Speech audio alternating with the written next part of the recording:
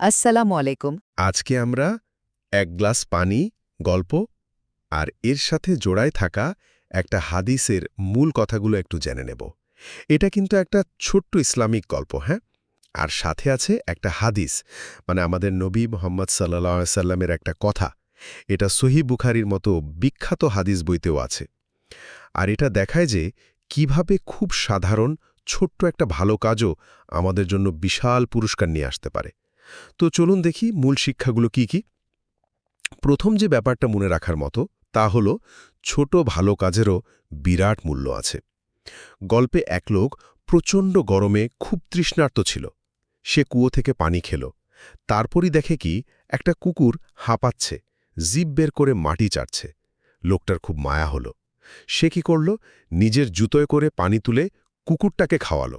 আর বিশ্বাস করুন, আল্লাহ মানে আমাদের সৃষ্টিকর্তা এই সাধারণ কাজটাতেই এত খুশি হলেন যে লোকটার সব গুনাহ মাফ করে দিলেন। ভাবা যায়।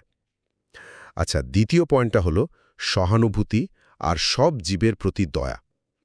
দেখুন, লোকটা নিজে যখন তৃষ্ণার কষ্ট পেল, তখনই সে কুকুরটার কষ্টটা বুঝতে পারল। তার মনে হলো, আহারে, এই বেচারা কুকুরটাও তো আমার মতোই কষ্ট পাচ্ছে। এই যে অন্যের কষ্টটা অনুভব করা, এটাকে সাহায্য করতে এগিয়ে আনল। এটা কিন্তু অনেক বড় একটা শিক্ষা, তাই না?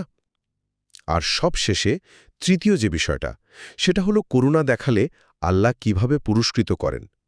আমাদের নবী সাল্লাল্লাহু আলাইহি সাল্লাম বলেছেন, শুধু একটা তৃষ্ণার্ত কুকুরকে পানি খাওয়ানোর মতো কাজের জন্য একজন মানুষ জান্নাতে যেতে পারে, মানে বেহেশতে। এটা একদম পরিষ্কার করে দেয় যে আল্লাহর কাছে দয়া আর করুণার দাম কতখানি।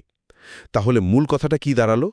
ছোট ছোট ভালো কাজও আল্লাহর কাছে কিন্তু অনেক মূল্যবান, আর সেগুলোর বিনিময়ে আমরা বিশাল পুরস্কার আশা করতে পারি।